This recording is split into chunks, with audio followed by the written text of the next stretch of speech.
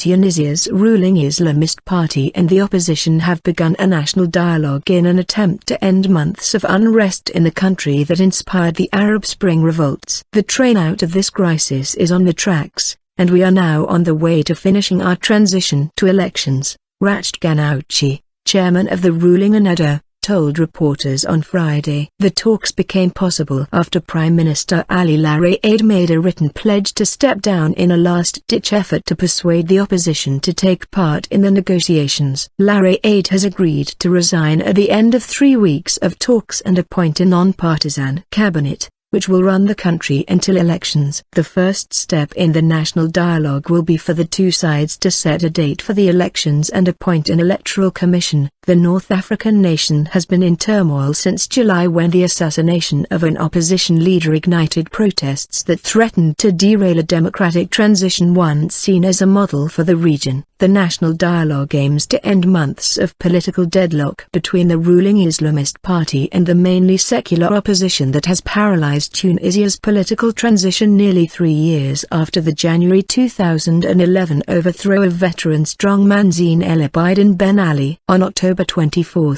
thousands of opposition activists protested in central Tunis, demanding the resignation of Tunisia's government before a national dialogue would begin.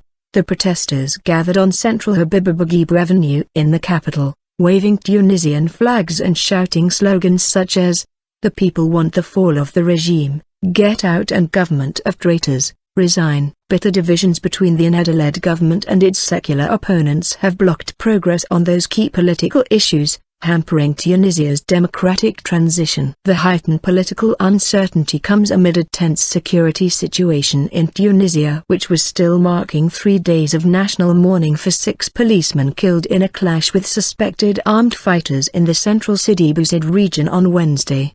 The country has been rocked by violence blamed on jihadist groups suppressed under Ben Ali,